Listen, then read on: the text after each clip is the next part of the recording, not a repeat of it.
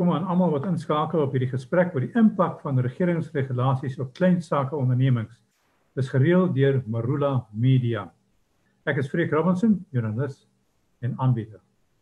Die regulasies wat ingestel is om die verspreiding van die coronavirus te beperk, het reeds reusagtige impak op die ekonomie gehad. Kundiges meen die ekonomiese krisis weens COVID-19 gaan veel groter wees as die impak van die virus self. Klein sake ondernemings voel die skade van die regulasies reeds aan eie lyf. Talle kan net gedeeltelik of glad nie sake doen nie. Daarbey staan vele van hierdie ondernemings agter in die ry vir regeringshulp as gevolg van rasse vereistes wat deel uitmaak van die kriteria vir hulp. Wel, Marula Media gesels vandag met Johan Schoeman, 'n eienaar van verskeie besighede, en aan Piet Leroux, uitvoerende hoof van Sake Liga, oor die impak van hierdie regulasies op klein sake ondernemings. So tussendeur die gesprek kan julle vrae aanstuur en ons wil kyk of ons dit kan inwerk. Kom ons begin by jou, Johan, en baie dankie dat jy by ons aangesluit het daar uit Mosselbaai se wêreld. Vertel vir ons eers, watse ondernemings het jy en hoe gaan dit daarmee? Hallo Freek, baie dankie vir die geleentheid. Ons is 'n familieonderneming, ek en my broers, en ons is hoofsaaklik betrokke in die restaurantbedryf. Beide in die Suid-Kaap, sowel as in Kaapstad self en ook in die Oos-Kaap. Wat betref die impak van die inperkings tot dusver en die coronakrisis op ons, op 16 Maart het die regering die eerste beperkings ingestel en dit ons besighede baie straf getref. En van 26 Maart af is ons toe. Tot vandag toe. Dis nou amper 2 maande en ons het geen aktiwiteit in ons besighede tot op hede nie. Hoeveel restaurante het jy? Ekskuus tog, vra weer vir. Hoeveel restaurante het jy? Ons het 14 restaurante. Hoeveel mense werk daar?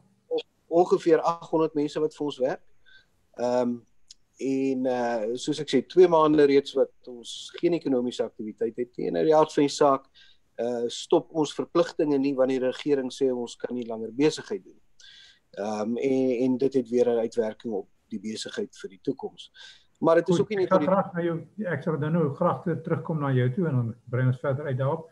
Kan ek net gou vir Piet vra, net vir ons 'n prentjie skets van die belang van klein sake soos joune in die groter ekonomie van die land, die belangrikheid daarvan vir almal van ons. Ek dink klein sake in Suid-Afrika en ek wil medium sake insluit want wanneer Johan 200 werknemers in diens het, is hy nie soos wat mense aan 'n myn sou dink, jy weet, of 'n megamaatskappy nie, maar in daai reeks tussen die informele handelaar, die persoon wat groente op die straathoek verkoop, tot die persoon wat geformaliseerde BTW geregistreerde entiteit het met betaalstelsels en van die omvang waar Johan van praat. In daai raamwerk wat was die meerderheid van besighede in Suid-Afrika. Die groot ondernemings speel 'n groot rol, maar hulle is dikwels in staat om met groot regsafdelings en dies meer en ook direkte toegang tot die regering van die moeilike impakte van regeringsbeleid te verminder. Maar ek dink wat ons hier in Suid-Afrika sien is eintlik 'n potensiële nekslag vir informele klein en medium sakelei. Goed, kom ons kom dan terug na jou, Johan. Jy het verduidelik dat jy moes toemaak van die begin af en dat jy hoegenaamd nie bedrywig is en selfs nadat die toegewing gekom het dat jy restaurante kan oopmaak vir bestellings en aflewerings. So prakties gesproke, wat is jou heel praktiese probleem? Kan jy nie mense betaal nie? Kan jy nie jou skuldeisers betaal nie? Wat is die grootste probleem vir jou? Vreek, op hierdie stadium is ek nog bevoorreg, of ons nog bevoorreg, dat ons kan ons verpligtinge nakom. Dit kan uit die aard van die saak nie onbepaald so voortgaan nie. En ongelukkig die restaurantbedryf, lyk dit my, gaan ons by vlak 1 of vlak 0 moet wees, voordat ons kan oopmaak in elk geval vir aansitdiens in restaurante. Omdat ons hoofsaaklik Spurs en Ocean Baskets het, is dit restaurante waar mense aansit, dis nie wegneem eteplekke nie, dis nie plekke wat aflewerings doen nie, in die reël nie. Wat beteken dat selfs met die toegewings wat nou reeds gemaak is, dit nie ons werklik in 'n posisie plaas waar ons reeds kan begin besigheid doen nie. As ek miskien daar kan byvoeg, ons grootste enkele blootstelling is huurgeld. Spesifiek omdat ons wel op hierdie stadium van die regering hulp kry uit die werkloosheidsfonds om te help om personeel te betaal. los dit spesifiek hier geld en ons sit met enorme huure wat ons by party van ons persele betaal en die groot kommersiële eiendoms bestuursmaatskappye kyk nog die kat uit die boom. Hulle is nie bereid om werklik toegewings op hierdie stadium te maak nie. En ons het moontlik 'n regspunt om ons besighede vir die oomblik toe te hou sonder om regsaanspreeklikheid te hê vir huurgelde, maar die oomblik wat ons begin oopmaak met enige aktiwiteit, hoe gering ook al, dan kalwe dit ons regsposisie weg. So ons sit tussen die rock and the hard place, as jy dit so wil stel. En Piet, wat hoor julle van ander sakeondernemings, klein sakeondernemings, meeste in dieselfde posisie en dit gaan benad? Freek, ja, ons het pas, ek het nou vanoggend na die jongste van ons peilings gekyk, ons sakeliggaat is oor die 12,000 lede en ons kry 'n redelike prentjie oor die ekonomie en al die industrieë, al die sektore, al die provinsies. En hier, een van die peilings vanoggend is meer as 600 respondente. Dit sê vir ons dat meer as 2/3 van hulle het minder as 10 werknemers. En meer as die helfte van hulle het nog minder as 5.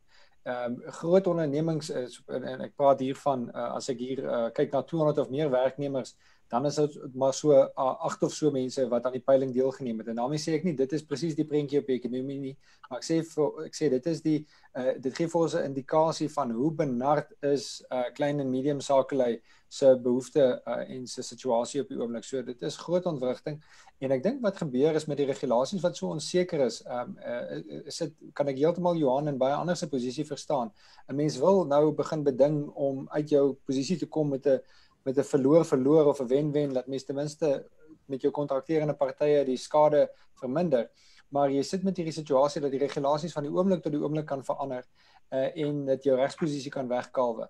So dis 'n baie moeilike situasie en ons lede oor die algemeen is baie bekommerd. Ek hoor jou nie daar, Piet, so ek wonder of ons intussen tyd vir Johan kan probeer, as hy my kan hoor. Johan, ek verstaan hierdie beperkings op hierdie regulasies is veelery en redelik deurmekaar en verwarrend. Is dit so? Ervaar jy dit so? Ja, ek dink ons almal ervaar dit so. Dit was eintlik vlak 5 was amper makliker geweest na die eerste probleme uitgestryk is. Nou almal het geweet sit by die huis en doen niks nie. Nou wat hulle begin het om 'n bietjie te laat skiet, laat dit soveel ruimte vir interpretasie. Ek bly hier in 'n landgoed waar dit die laaste 2 dae bekleierery is oor of daar aflewerings by die huis gedoen kan word of tuindienste kan begin werk. Maar so ook op besigheidsvlak, jy weet, jy vat vir argumentsontalwe 'n koffiewinkel. Die regulasies op hierdie stadium bepaal dat jy mag koffie gaan koop binne in 'n koffiewinkel. Jy mag dit nie doen by 'n ander wegneem eetplek nie, maar jy mag koffie spesifiek gaan koop. Jy mag egter nie sit in die koffie daar drink nie, jy moet dit wegneem van die perseel af. Maar wanneer jy die koffie koop, mag jy egter niks anders koop nie. Jy kan nie 'n toebroodjie of 'n slaai daarmee saam koop. As jy 'n toebroodjie of 'n slaai wil koop saam met jou koffie, moet dit by jou huis of jou werkplek kom aflewer. Dit is so die mekaar spul van regulasies en elke klein aspek van ons lewens wat gereguleer word in besigheid. Dat is baie moeilik om kop te hou daar rondom. Maar ervaar julle dat die regering die regulasies toepas, dat mense by jou deur kom klop en sê, ons sien jy loop rond en verkoop dinge of wat ook al?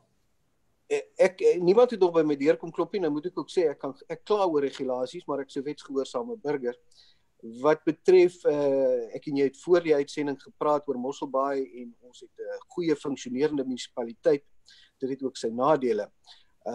Daar is nie besighede wat gemis word in die proses nie en voor besighede oopmaak, sowel as die prosedures en metodes wat hulle volg, word streng nagevolg, streng dopgehou deur die plaaslike regering en hulle het inspekteurs wat kom toesien dat die regulasies gevolg word.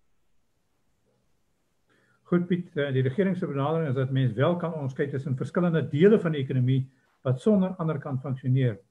Onderskeid is getref tussen sogenaamde noodsaaklike besighede en die res en dan is daar ook nog die verskillende regulasies ten opsigte van vlak 4.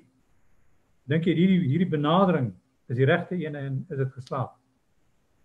Nee, ek dink die regering volg die verkeerde benadering. Wat die regering probeer doen is om mikrobestuur op die ekonomie toe te pas. En dis presies wat Johan nou beskryf het, is 'n praktiese voorbeeld dit in een deel van die ekonomie, maar vermenigvuldig dit in elke sektor en elke onderneming. Daar's meer as 900 bladsye se regulasies nou al gepubliseer. Die regering se benadering is om te spesifiseer wat elkeen mag doen. Nou, 'n ekonomie en 'n samelewing kan nie so werk nie. Jy kan hoogstens spesifiseer wat is onaanvaarbare risiko en daai onaanvaarbare risiko's verbied. Maar dan moet jy die publiek en ondernemings toelaat om te innoveer rondom daardie risikoaspekte in plaas van om die eindproduk te probeer reguleer, probeer tussenstappe spesifiseer wat vermy moet word. Dan kan die ekonomie aangaan en dan kan ons wegvind, die water sal tot in die see vloei, maar as jy heeltemal 'n versperring gaan insit, dan het ons 'n groot probleem. Ons het in hierdie peiling van ons wat ons lede vir ons terugvoer gegee het, wat meer as 600 beantwoord het, sê dat hulle verwag dat net die helfte van hulle dink hulle onderneming sal in besigheid kan bly vir die volgende 12 maande. Selfs al verslap die regulasies, dink die helfte van ons lede tans, daar's 'n risiko dat hulle onderneming uit besigheid gaan. En die rede is, hulle antisipeer natuurlik dat hierdie regulasies so kompleks gaan bly en so fyn bestuur gaan bly in plaas van dat dit vir hulle die ruimte gee om te innoveer. Maar tree julle in samesprekings met die regering oor hierdie saak? Ek weet in die algemeen is dit natuurlik so, mens lees dit elke dag in die nuus dat die groter solidariteit beweging vat maar die regering op verskillende fronte aan. Insluitende julle wat self ook betrokke is by verskillende aksies teen die regering in hoe mate dit ook al aan die hof gevorder het oor die kwessie van rassebeperkings, né? Maar in die algemeen, hoe is die verhouding en vind julle dit is moontlik om te praat en 'n oor te vind wat luister? Ek dink ons as aanklag gehad 'n tweeledige strategie. Ons eerste punt is wat ons probeer doen is om met die regering in interaksie te tree en 'n gunstige ekonomiese omgewing te beïnvloed. Nou dis die vraag waar jy vra en ek sal graag dit beantwoord. Ek wil net noem dat wat vir ons selfs belangriker is om naas dit om nie ons volle strategie en ons lede se toekoms afhanklik te maak van die vermoë om die politieke risiko te bestuur nie. Ons probeer ook parallelle skep, alternatiewe skep en dit is waar ons toekomsfokus gaan en dis meer. Maar goed, in soverre mense impak het op die regulasies, is ons in interaksie met die regering, ons het konsultasies gehad met die departement van handel en nywerheid. Ons is nie baie tevrede daarmee nie. Ons dink hulle tree nie in goeie trou op en neem nie ter harte wat ons sê nie. Ons het reeds mediasie aangevra, hulle dit geweier en soos ek hier sit, wag ek vir hofstukke om te kom in verband juist met hierdie fyn permitstelsel wat die regering probeer toepas. Johan hulle is waarskynlik gelukkig in die posisie dat hulle 'n CIPC sertifikaat ten minste kan bekom want hulle besigheid is 'n maatskappy vorm waarskynlik en dis meer. Maar die meeste besighede in Suid-Afrika het nie eens die vermoë om aan die voorgeskrewe regulasies te voldoen nie en dan word hulle gesluit as hulle nie sertifikate en so aan het nie. So ons het interaksie met die regering. Dit is nie 'n lelike verhouding, maar dit is 'n ferm verhouding, maar ek moet ongelukkig sê die realiteit is dat daar's 'n kombinasie van onbekwaamheid en 'n kombinasie van kwade trou wat ons so ver ervaar en dit noop ons nou om verdere regstappe te neem. Ons hoop om so vinnig as moontlik aankondigings te maak, maar dit is 'n baie tegniese proses wat ons fyn moet bestuur, maar ons kan nie vir maande in hierdie situasie bly nie. Dit is baie jammer om dit te hoor, want as daar kwade trou is, dan het mens min hoop dat iets sinvol uit onderhandelings kan kom en dan neem mense standpunte vooraf in en dan gaan jy in 'n onderhandeling in met die doel om negatief te wees of die ding te laat misluk. Ek sal jou 'n voorbeeld gee, Freek, en ek dink dit is relevant tot die restaurantbedryf. Daar's hierdie kwessie van warmkos, mag jy warmkos bedien of voorberei en laat aflewer en dis meer. Nou daar's nie eintlik 'n baie goeie onderskeid tussen wat is 'n wegneem ete en wat is kos wat tuis afgelewer word en dis meer nie. Toe ons die minister nou laat aanspreek daaroor en vir hom waarsku sê ons as jy nie ophou om hierdie uitsprake te maak dat dit onwettig is, jy gaan ons interdikt teen jou kry, maar daar's geen regulasie wat dit verbied nie. Jy sommer in 'n mediaverklaring net een aand opgestaan en besluit mense mag nie kos voorberei in die restaurantgeriewe wat daar is en dit veilig laat aflewer by mense tuis nie. So dis 'n arbitrære handeling van die regering, van die minister en skielik sommer word ons by wyse van mediaverklaring gereguleer. Dis niks met wetsgehoorsaamheid te doen nie, dis sommer arbitrære magsuitoefening. En die volgende oomblik wat die minister doen is hy laat weet ons hy wil graag met ons 'n gesprek tree. Hy vra uitstel met ons regsaksie sodat hy met sy advokate kan konsulteer. Ons gee dit vir hom en terselfdertyd vind ons uit het hy gegaan en die regulasies gaan wysig. Nie sy optrede gaan wysig om by die wet in te pas nie. Hy het die wet gaan wysig om sy optrede aan te pas. En dit is nie goeie trou nie. Nou net so vinnige vraagie oor groot besighede. In hoe mate kan hulle wel oorleef terwyl klein saakondernemings dit nie kan doen nie? Of is dit daar ook net so moeilik? Freek, kan jy jou vraag herhaal, ekskuus? Wat groot ondernemings betref, is hulle daarom in 'n beter posisie om te oorleef anders as die klein saakondernemings. Ek dink dit hang baie van die sektore af op die oomblik. Omdat die regering probeer om 'n sektorspesifieke benadering te volg en probeer om te sê watter sektore mag oopmaak, watter produkte mag gelewer word. Ek dink is mense se sukses op die oomblik redelik afhanklik daarvan. Maar die ware aard van die ekonomie is natuurlik dat dit geïntegreerd is.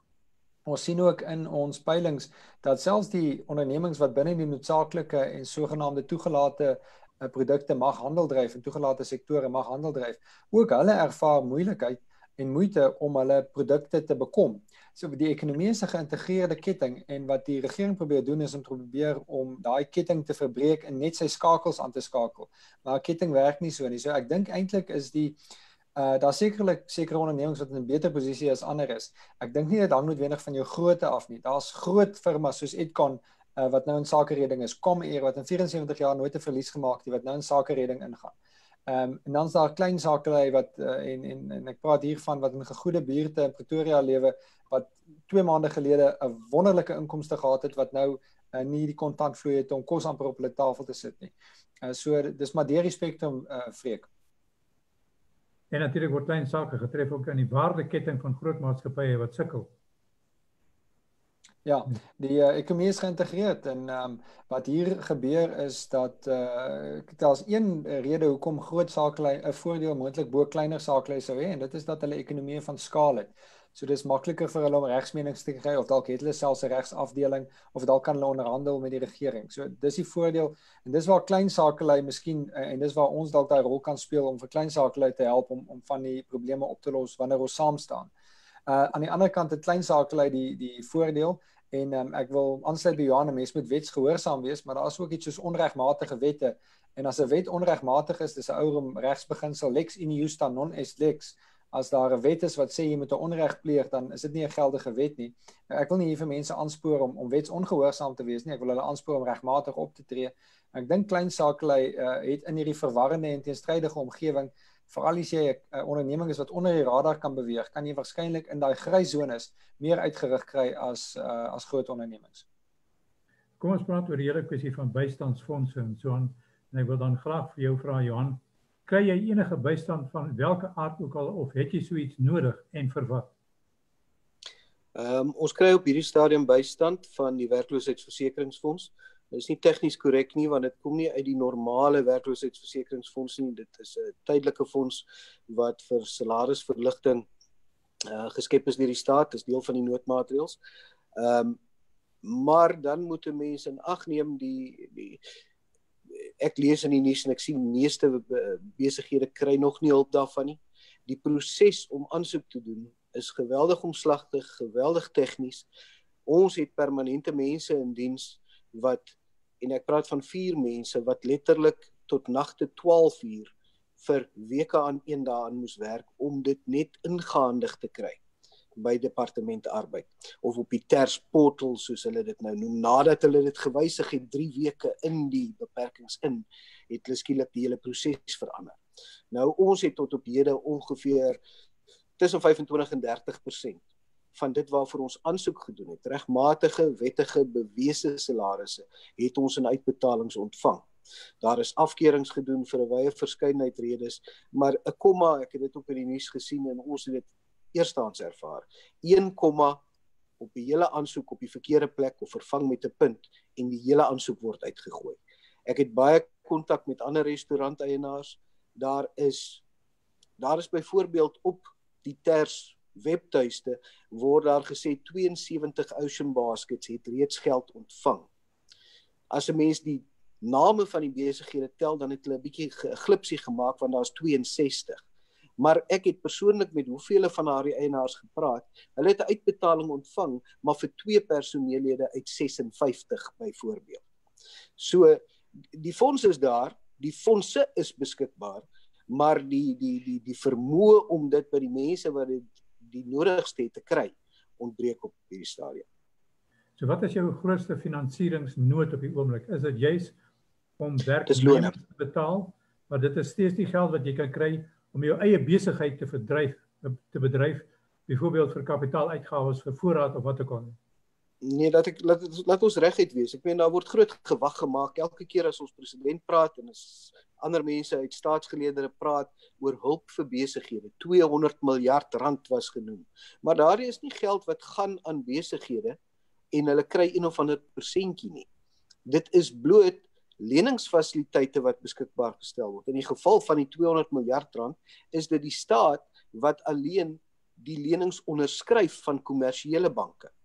Hulle neem met ander woorde die risiko op, maar hulle neem nie die risiko of in plaas van myself op nie.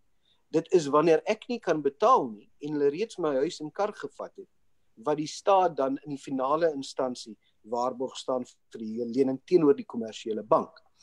Al hierdie hulp, of die hulp van kleinsake, departement van kleinsakeontwikkeling is, of dit die Sukuma fonds is, of dit die toerismefonds is, alles is in die vorm van lenings. Ja, sommige het betalingsvakansies, sommige het lae rentekoerse, maar dit is juis een van die groot gevare vir kleinsake nou, om lenings op te neem, met geen kontantvloei nie, dalk 'n betalingsvakansie te kry, oop te maak in 'n nuwe handelsomgewing waar hulle argumentsonthaalwe 50% van die besigheid doen wat hulle gewoonlik gedoen het en intussen miljoene en miljoene rande se skuld opgeloop. Dan gaan ons 12 maande later staan by 'n situasie waar miskien het die helfte van kleinsake weer oopgemaak, maar intussen het die helfte van daardie maar weer moes toemaak. Goed Piet, skets miskien vir ons net in die breë die prentjie rondom bystandsfondse. Wat kan 'n gewone kleinhandelaar verwag? Wat is moontlik om van die staat te kry behalwe die werkloosheidsfonds waarvan ons nou gepraat het reeds? Ek dink die egte hulp wat ons tot dusver gesien het, is die hulp wat 'n mens uit die business partners Johan Rupert tipe fondse sien, waar dit regtig sakelei is wat mekaar help. Ek is nie baie beïndruk met die hulppakkette wat die regering voorsien nie, omdat enerzijds dit nie geld is wat iemand vrywillig gee nie, dis eintlik maar net belasting wat hergekanaliseer word. So dis en tweedens gaan dit nie baie goed toegepas word nie, en derdens sien ons nou al meer hoe dat daar eintlik swart ekonomiese bemagtigingskriteria toegepas word in plaas van hulp. So al die regeringspakkette is eintlik maar baie beperk, en presies wat Johan sê, daar is ook maar eintlik net waarborge agter sommige van dit. Wat 'n mens hier kan byvoeg is dat dit eintlik relatief klein is. Byvoorbeeld in die toerisme, departement toerisme is daar 'n 200 miljoen rand fonds wat nou vir toerisme gastehuise en dies meer kan gaan. Maar die bepalings daar is eerstens dit moet swart ekonomiese bemagtigingskriteria wees. Tweedens is 'n maksimum van R50.000 per onderneming. Nou dit is eintlik bitter min en eintlik heeltemal onvoldoende.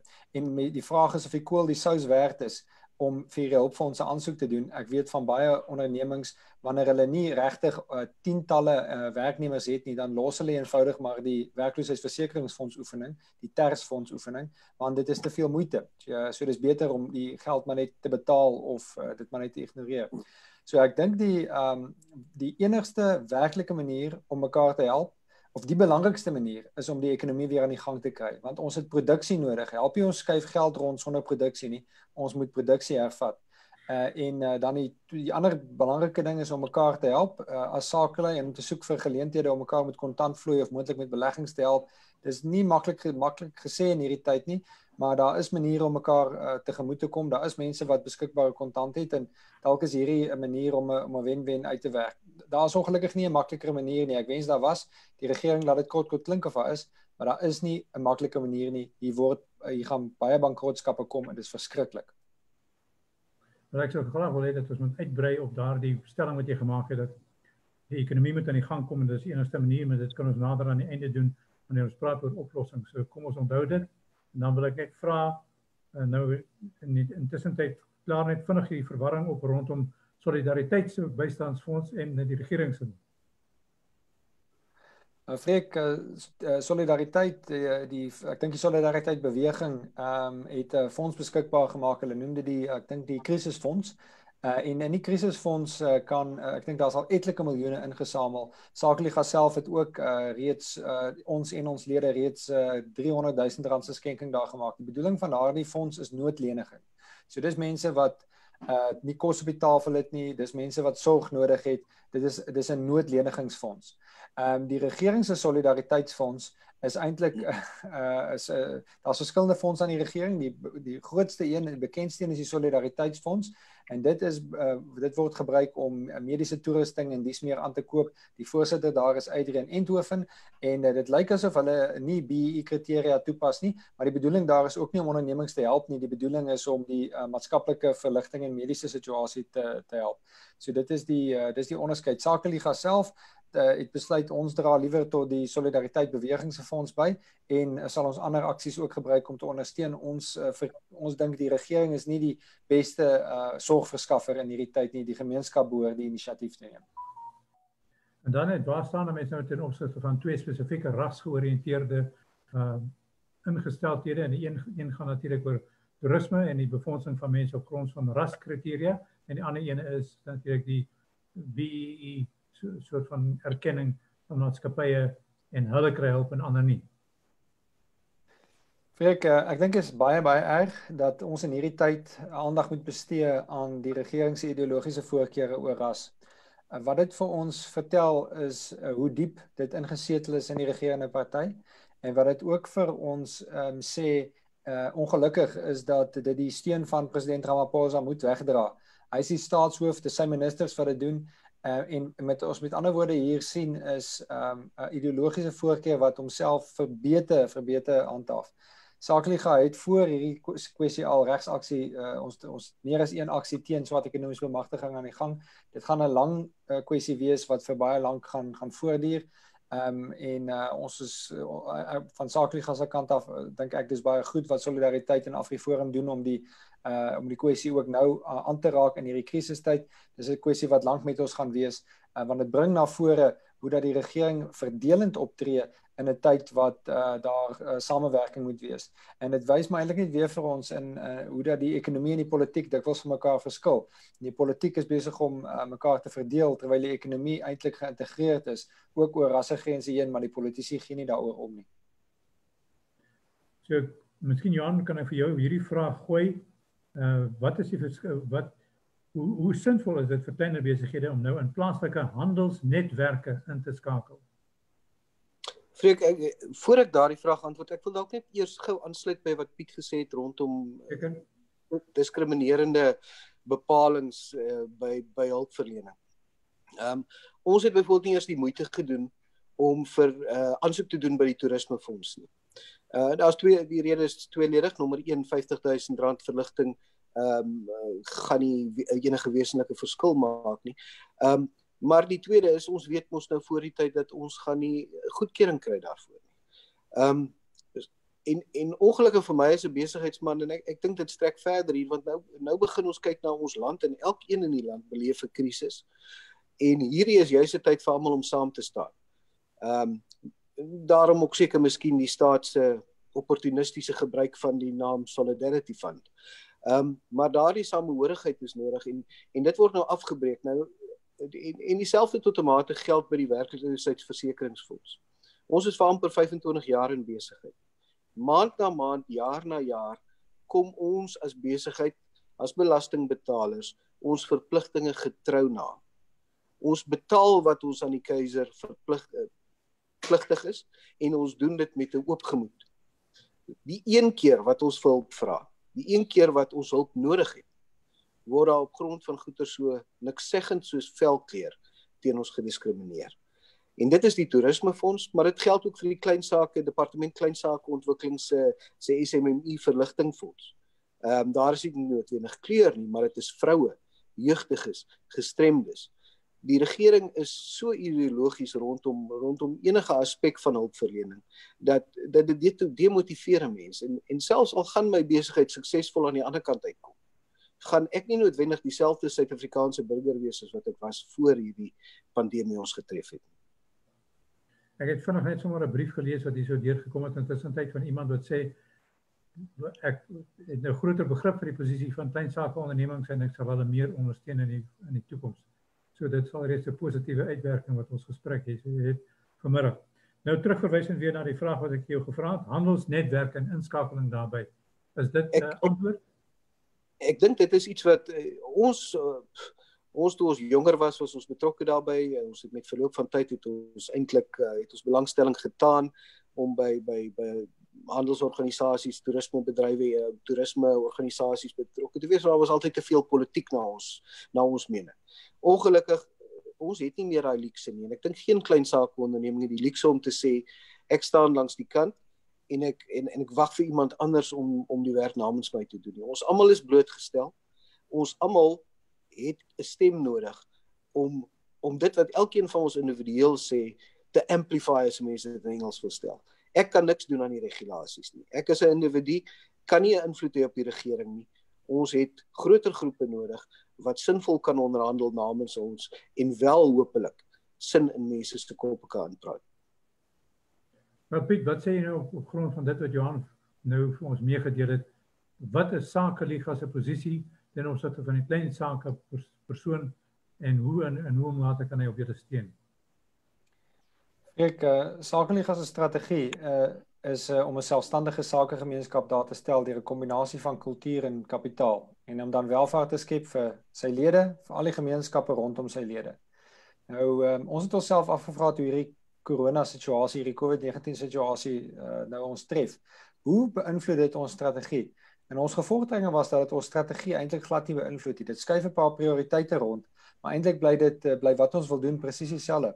Ons moet die grootste netwerk bou wat ons gemeenskap nog ooit geken het, van sakelei, oor die land, maar nie net meer oor die land nie, ook oor die wêreld.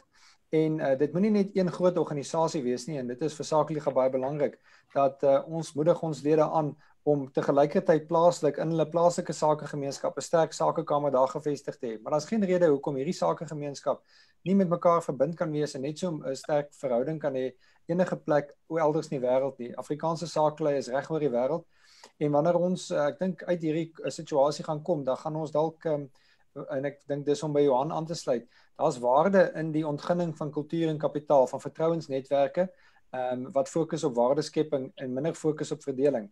En wat ek sê is baie belangrik in die sin van dat dit nie is om te sê sluit af en doen net met mekaar besigheid nie. Dis om te sê soek mekaar op want daar is vertrouensvlakke en ontgin waarde, en daai waarde sal gaan na al die gemeenskappe om ons. Maar kom ons staan 'n entjie weg, kom ons tree 'n bietjie uit die politiek uit, kom ons gaan bou 'n netwerk van mense wat op mekaar kan staatmaak en wat waarde skep. Sakeliga wil dit natuurlik baie graag wees, en ons is baie bly om die afgelope tyd verskeie sakekamers oor die land wat begin om te affilieer by Sakeliga, die lede sluit aan, dit gaan baie goed. Ek hoop ons kan so 'n rol speel. Goed, kom ons beweeg aan op die tema vorentoe. Byvoorbeeld e-handel. Is dit 'n opsie wat al meer oorweeg word of oorweeg moet word deur mense wat selfs tot nou toe eintlik dit glad nie gedoen het nie?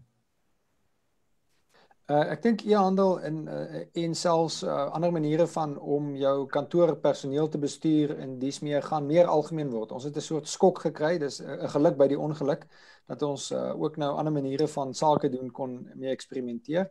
Ons sal veranderinge daarin sien. Freek, ek wil tog waak daarteen om dink dat alles fundamenteel gaan verander. Daar's steeds waarde in persoonlike kontak, daar's steeds waarde in kameraderie, daar's steeds behoefte by mense om by mekaar uit te kom. So ek dink nie alles gaan verander nie, maar ons sal sekerlik 'n toename in digitale byeenkomste sien en sekerlik 'n toename in e-handel en dis meer. Baie platforms het alles die aansporing gekry wat hulle nodig het om dit te doen. So 'n mate van verandering ja, maar die belangrikste steeds is om al die beperkings op te hef sodat ons kan sien waar vind die mark sy nuwe balans, want uiteindelik kan niemand dit voorspel die mark gaan sy balans moet vind. Nou Johan, het jy al vir jouself uitgemaak hoe jy moet verander in die toekoms anderster as die gewone soos wat jy tot dusver gedoen het? Freek, ek dink eers om aan te sluit by wat Piet nou gesê het rondom e-handel en die digitalisering van handel. Dit is 'n proses wat eintlik reeds 'n impak begin uitspeel het op die besigheidsomgewing. En ons het dit gesien met veral huureiendom van groot kommersiële eiendomseienaars waar hulle winkels wat leeg staan het 'n bietjie begin toeneem.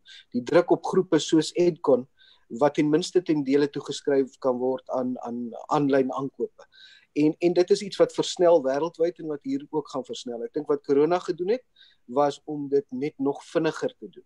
Maar dit neem nie weg daarmee dat daar gaan altyd 'n behoefte wees vir mense om by 'n winkel in te stap nie. Hulle wil 'n ding sien, hulle wil 'n ding voel.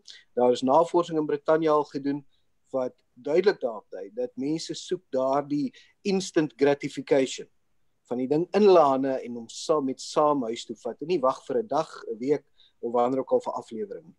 Wat ons besigheid betref, jy weet, ek praat met een van ons verhuurders so 'n paar dae terug want hy sê vir my, you have to repurpose your business. Dus ek voel, jy weet, die teorie daarvan is pragtig, maar die praktyk is nie so maklik nie. As jy 'n wildsboer is, gaan iemand nie vandag vir jou sê jy moet nou môre 'n groenteboer wees en jy moet dit net implementeer nie. Dit werk nie so nie. En veral wanneer dit by aansit ete restaurante kom, ons het groot persele, ons het spesifieke spesialis toerusting, ons personeel is op 'n bepaalde manier opgelei, ons persele ingerig op 'n bepaalde manier, ons spyskaarte, die pryse waartoe ons verkoop, die aanbieding, alles is gerig op 'n bepaalde mark. En dit kan nie sonder meer verander word nie. En selfs al kan ons aanpas, wat ons gaan doen, selfs al kan ons aanpas, moet ons nou ook baie versigtig wees, dat ons nie ons historiese besigheid vernietig in die proses nie. Jy het 'n brand soos Spur, 'n brand soos Ocean Basket, wat uitstaan vir 'n klant met 'n bepaalde persepsie. Om dit nou die een of ander goedkoop wegneem ete plek te maak, gaan moontlik vir jou 6 maande later, wanneer jy weer besigheid doen, baie groter skade meebring. So dit is 'n versigtige balans wat ons moet volg hierin. Jy sal sekere aanpassings moet doen, byvoorbeeld mense wat aansit by 'n tafel in jou restaurant, Inderdaad. Eentjie uit mekaar uitsit, hulle kan nie net sommer by mekaar sit. Inderdaad, daar's geen kwessie nie, ons gaan nie meer, ons gaan teruggaan na die tipe maatreëls wat ons in plek gesit het na 16 Maart, waar daar 1,5 tot 2 meter spasie tussen tafels is. Waarmee ons besig is in al die restaurantgroepe, is dat jy nie noodwendig meer 'n spyskaart, as al spyskaarte beskikbaar wees, fisiese spyskaarte in die restaurant wanneer ons weer oopmaak, maar jy hoef nie so 'n spyskaart te ontvang nie. Jy gaan op jou foon kan ingaan, daar gaan 'n nuwe applikasie wees wat vir jou daardie spesifieke restaurant se spyskaart gee, en jy kan dit van jou eie elektroniese toestel afbestel in interaksie met 'n kelner, of as jy verkies nie eers in interaksie met 'n kelner nie. Daar is soveel maatreëls waaraan ons werk om nie net 'n persepsie van veiligheid en goeie higiëne tuis te bring by die klant na ons kan oopmaak nie, maar ook om werklike verskil te maak en seker te maak dat wanneer ons 'n besigheid oopmaak, dit nie juis 'n bron van siekte en aansteek en virusse word nie, want dit is 'n reputasie waarmee ons nie kan saamleef nie. Piet, wat nou van ander besighede, soos byvoorbeeld enkel eienaars, ondernemings soos 'n haarsalon, wat waarskynlik eers nog lank moet wag voordat hulle kan oopmaak, en wat moet intussen tyd gebeur? Dit is vir my baie erg om te sê, maar daar is, die regulasies is inderdaad so dat sommige ondernemings kan nie oopmaak nie. Of in elk geval nie sonder om die regulasies te breek of baie vreemd te interpreteer nie. Nou, het is vir elke persoon om self te besluit hoe gaan hulle brood op die tafel kry, want wat ons nou het is 'n situasie waar jy mag kos koop, maar jy mag nie kos verdien nie. En albei is minstens twee kante van dieselfde noodsaaklike munt. Maar die regulasies verbied wel 'n aantal dinge. Wat ek kan aanbeveel, en dit is om dit so te versag as moontlik, is dat enigiemand, as jy al of jy 'n saaklid is of saakliga lid is of nie, dit maak nie saak nie, ons wil jou graag bystaan daarmee, ons wil die ekonomie oopmaak, is op Sakeliga se webblad, sakeliga.co.za/COVID-19. Op ons webblad is daar 'n vorm wat jy kan voltooi. En as jy 'n regsmening in daai vorm aanvra, dan jy gaan 'n sertifikaat kry wat sê jy beskou jouself as noodsaaklik of as toepaslik, en jy kan aandui jy wil 'n regsmening hê, dan sal ons die helfte van daai regsmening vir jou subsidieer. Ons het senior advokate geraadpleeg, so dit kan vir jou help en beskerming bied, solank jy daarom 'n min of meer 'n saak kan uitmaak dat jy binne die regulasies optree. En ek weet van ondernemings, soos byvoorbeeld biltongwinkels, wat tans dink hulle moet toe wees, wat myns insiens mag oop wees. Nou, ek wil nie regsadvies hier gee nie, maar ek wil mense aanbeveel om, gaan dink net 'n bietjie of daar nie 'n manier is hoe jy binne die regulasies iets kan vind om te doen nie. Daar's natuurlik ook die risiko's wat Johan gesê het, mense wil nie halfpad oopmaak en dan stel jy jouself aan ander risiko's bloot nie, maar oorweeg jou opsies, en maak gerus van hierdie subsidie van Sakeliga beskikbaar. Dis waarvoor ons lede geld bygedra het, is om mekaar te help om in hierdie tyd oop te bly. So ons sal die helfte van jou koste vir 'n regsmening dra as jy dit deur ons aanvra. Ons het prokureurs daarvoor gekontrakteer. Johan, jy het aanvanklik gesê dat jy is nog steeds toe al het jy al groter vryheid gekry om oop te maak, is dit nie vir jou die moeite werd met ander woorde om hierdie beperkte vryheid te gebruik nie? Freek, ongelukkig nie op hierdie stadium nie. Ons is van voorneme om wel in Mosselbaai, waar ek woonagtig is, 'n sogenaamde dark kitchen oop te maak. Nou, dit is toe jy nog normale restaurante gehad het jy gepraat van 'n dark kitchen waar bestellings bloot deur Uber Eats of een of ander aflewerdiens afgelewer word. Dit is die een of ander stoorkamer wat jy in 'n kombuis ingerig het. Jy het met ander woorde nie al die kostes van 'n mooi restaurant se oprigting of die hoeveelheid personeel nie en jy stuur wegneem etes weg uit so 'n kombuis. Nou ek het kombuise wat beskikbaar is. Dis net restaurante. Ek is in onderhandelinge met een van my verhuurders dat ek dit as 'n sogenaamde dark kitchen kan gebruik, maar dat ek dan meer as een restaurant se kos uit daardie bepaalde perseel versend. Wat beteken die kostes word vir my kleiner. Verder, ons betaal in elk geval, ons het 'n wye verskeidenheid senior bestuurders wat relatief groot salarisse verdien. Ons betaal daar en die hulp van Ters se bydrae daartoe is minimaal. So ons betaal daardie mense nog volledige salarisse en hy kos my geld of hy werk of nie. So en hierdie is almal mense wat in die restaurantbedryf groot geword het. So dis die mense wat hierdie besigheid aanvanklik gaan beman. Om kostes weer eens te beperk. Ek dink die probleem is en dit is ons dra nou kennis van sekere restaurante wat reeds oopgemaak het vir afleweringsdiens, normale aansitete restaurante. En tot dusver, nadat hulle 'n besonder goeie naweek gehad het as 'n aanvanklike aanbieding, kyk ons na ongeveer 15% van hulle normale omset per dag.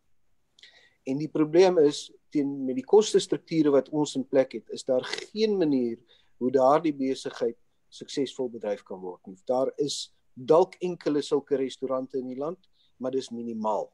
En ek dink mense wat aansitete restaurante het wel oopgemaak het vir aflewerings, doen dit dikwels omdat hulle jammer voel vir hulle personeel. Maar ek dink dis 'n kortsigtige besluit en ek dink dis baie gevaarlik want die uitgawes gaan hulle opeet en 3 maande later gaan hulle nooit weer vir hulle personeel kan betaal nie. So van ons kant af daar die finansiële sommetjies maak net nie sin nie. Sodra ons kan wegneem etes verkoop en mense kan wat jy noem call and collect, waar hulle self kan kom afval, dan is daar die potensiaal om in plaas van 15% te begin kyk na 25 en 30% van jou normale omset. En daar kan jy miskien moontlik daarin slaag om ten minste jou verpligtinge na te kom. Maar dan is daar nog 'n ander moeilikheid ook en dit is die aanklokreël, né? My vrou was byvoorbeeld in 'n gesprek met 'n restauranteienaar wat nie vir haar kon kos lewer nie en sy het so 7 uur in die aand gebel. Sy sê hy nee, ons maak ons geld tussen 6 en 8 as mense gewoonlik kom sit het en so aan. Of as ek moet kos voorberei en dit dan gaan aflewer, dan moet ek dit klaarmaak en dan moet ek my plek skoonmaak en dan moet ek sorg dat ek by die huis kom voor 8. Wat beteken in effek daai 2 ure tussen 6 en 8 beteken niks. Inderdaad dit is 'n verdere faktor, Freek, maar ek dink ook soos wat restaurante aanpas, dink ek die koperpubliek, die klante pas ook aan. En alhoewel hy miskien sy kos ideaal gesproke teen 8 uur sou verkies, as hy dit dan nou op hierdie stadium tussen 6 en 7 kry, dink ek meeste mense kan daai aanpassing maak. Maar ja, dit is inderdaad nie ideaal vir besigheid. Goed, maar kom ons praat nou, jy het nou nog gesê, Piet, dat die ekonomie moet oopgemaak word, beteken dit jy wil eintlik hê dat van al hierdie vlakke ontslaag geraak word, dat die grootste moontlike vryheid ingestel word, nou onmiddellik of nie? Freek, ja. My voorkeur en my oortuiging is dat die skade wat ons nou besig is om aan te rig aan die ekonomie, stuur ons af op 'n humanitêre krisis. Dit stuur ons af op politieke onstabiliteit en op 'n politieke en maatskaplike onstabiliteit. En daardie gevare, insluitend die gesondheidsgevare van daardie scenario's, oorskadu vir my die gevare van die COVID-19 siekte. Ons sien hoe die voorspellings vir die mortaliteit van COVID-19 'n tiende is van wat dit aanvanklik was. En al meer stemme oral internasionaal sien ons hoe dat daar 'n oorreaksie was. Ons sien ook hoe dat daar 'n baie min verskil is in die mortaliteit tussen lande wat verskillende maatreëls neem. So daar is verskille, maar dit is waarskynlik so dat Suid-Afrika in elk geval dieselfde tipe mortaliteitssyfers sal sien met 'n baie ander benadering.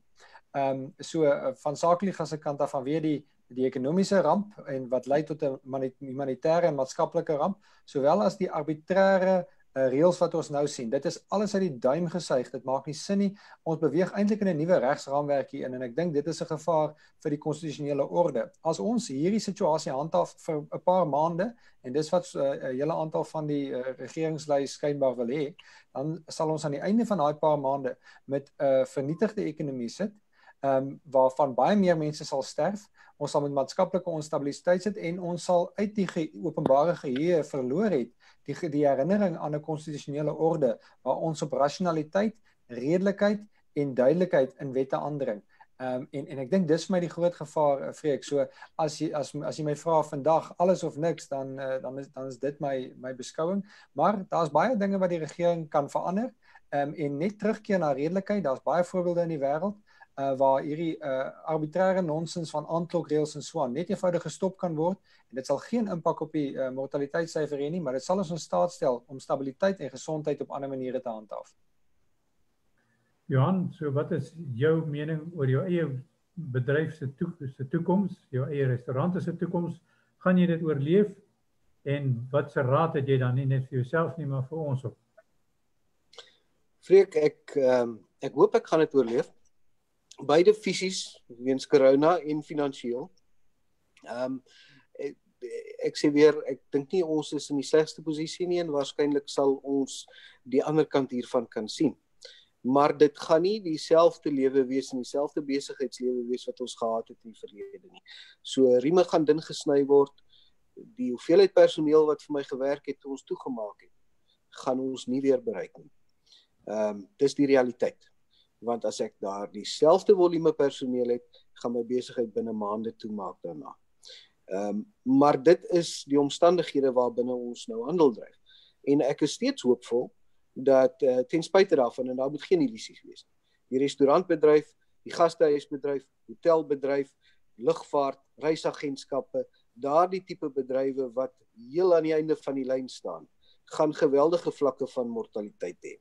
Daar gaan baie besighede ondergaan. Ek het min twyfel daaroor. Maar ek dink vir die wat dit wel kan deursien en aan die ander kant kan uitkom, ek dink die geleentheid gaan wees om 'n nuwe en 'n fikse besigheid te bou. En ten spyte van beperkings wat daar dan nog vir 'n lang tyd vorentoe mag wees, om jou besigheid so aan te pas dat jy suksesvol sake kan doen.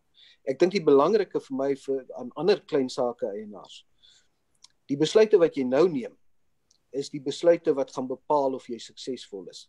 Nie soseer rondom wat jy doen nou in die erge grendelstaat nie, maar wat sit jy in plek vir daarna? Watter nuwe ooreenkomste kan jy bereik met verhuurders? Watter planne sit jy in plek om te verseker dat jy nie te veel personeel het en te hoë salarisse het nie? Kan jy energiebesparings inpas? Kan jy ander besparings inpas? Sny jou verpligtinge tot so min as moontlik, sodat jy weer eens as 'n fikse besigheid aan die kant kan uitkom.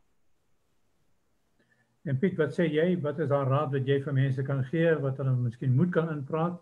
Want dit lyk asof ons hier met 'n situasie te doen het wat vinnig so gaan versleg, dat dit die land waarskynlik 10 jaar of meer sal vat om te herstel daarvan. Ek dink die belangrikste wat ons kan doen, en ek wil by Johan aansluit, is om harder te werk as ooit. Daar's nie 'n kwessie van by die huis sit en niks kan doen nie, selfs al is jou besigheid toe. Ek werk harder as ooit en ek weet, ek kan nie dink dat daar mense nou is wat nie harder as ooit werk nie, want dit is wat ons gaan moet doen om hier deur te kom. Om nuwe waarde te skep aan die ander kant. So ons fundamentele uitdaging as sakelei bly steeds om maniere te vind om waarde te skep. En sakelei is altyd mense wat in die toekoms indink. So wat ons vandag produseer en vandag in plek sit, is ten einde in die toekoms iewers 'n produk te lewer. Soms is dit op die kort termyn, soms jare vooruit. Daai fundamentele uitdaging bly steeds daar.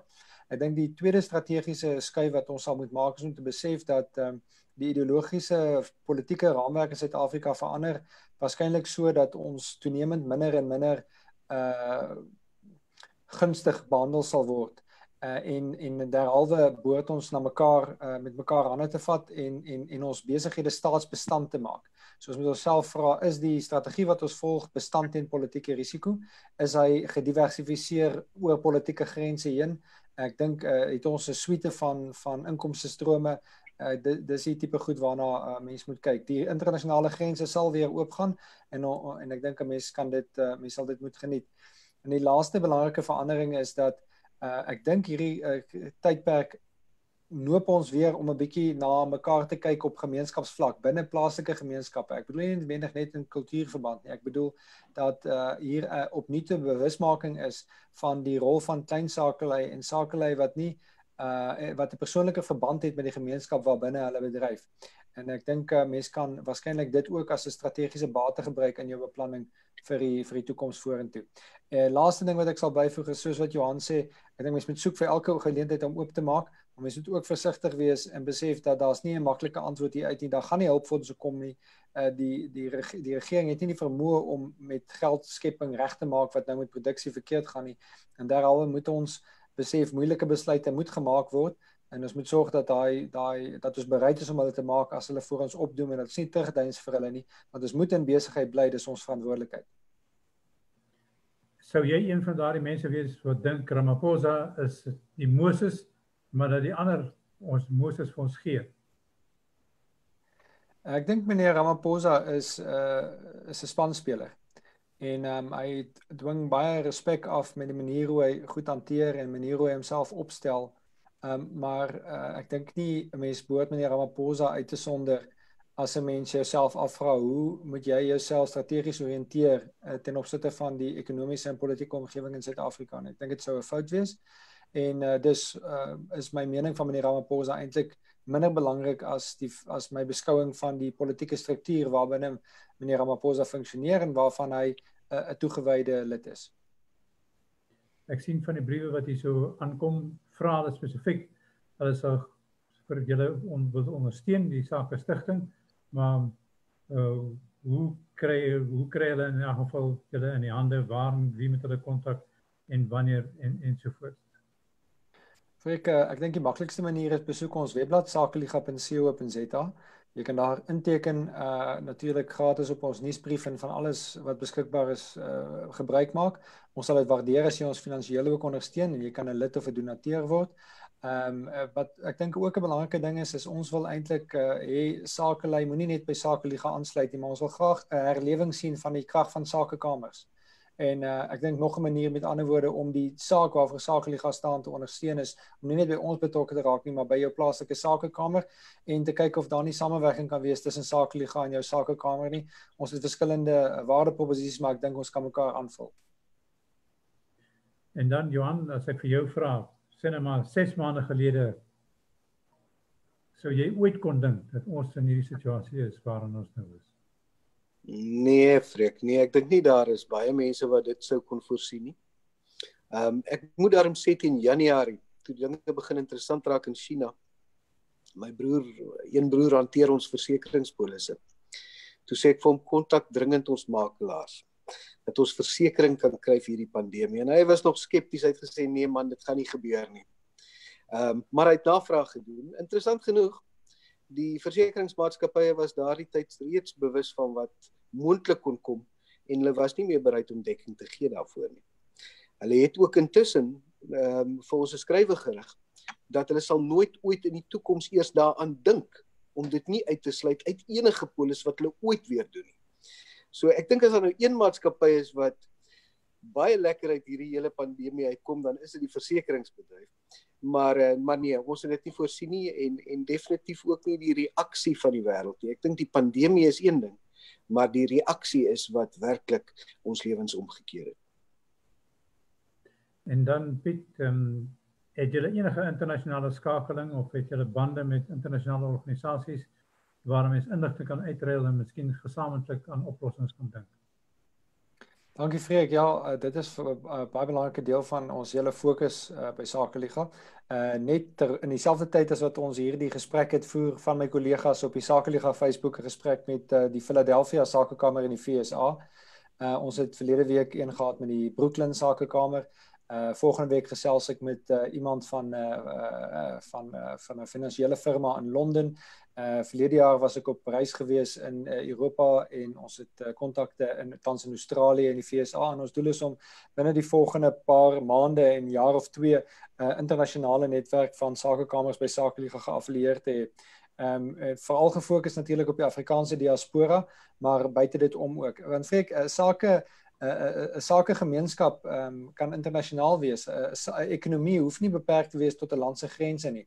So ons dink aan hierdie ekonomie wat ons bou as een wat gekoppel is aan Sakeliga en hy moet oor die wêreld heen wees. So skakel gerus by ons in en nou dop oor die volgende paar maande sal die maniere om betrokke te wees ongeag waar in die wêreld jy is in die Sakeliga netwerk net toeneem. Goed, Johan, wil jy nog enigstens ten slotte ietsie byvoeg? Freek, dankie vir die geleentheid dat ek vandag met julle kon gesels en miskien dat daar 'n paar mense is wat kon luister en dalk begrip het vir die omstandighede van klein sake. Meer belangrik, ander klein sake eienaars, hou moed. Daar sal 'n einde hieraan ook kom. En as ons op ons knieë bly en ons koppe gebruik en werk vir ons toekoms, dan gaan ons eendag weer glimlag. Hou moed. Goed, baie dankie dan aan Johan Schoeman, eienaar van 'n aantal sakeondernemings, hoofsaaklik restaurante in die Oos en die Wes-Kaap. Dan ook Piet Leroux, uitvoerende hoof van Sakeliga. En ek wonder Piet of jy net so ten slotte net weer kan noem daardie webblad of die e-pos wat mense kan stuur en dan maak ons klaar daarmee. Freek, mense wat Sakeliga wil kontak, kan dit doen by sakeliga.co.za, sakeliga.co.za. En as jy spesifiek iets wil weet oor die krisissituasie of wil kyk na die hulpmiddels wat ons vir jou beskikbaar het, sit net 'n skuinstreep COVID-19 agterna. So sakeliga.co.za /COVID-19. Is jy gelukkig met ons gesprek? Is daar enigiets anders wat jy wil byvoeg?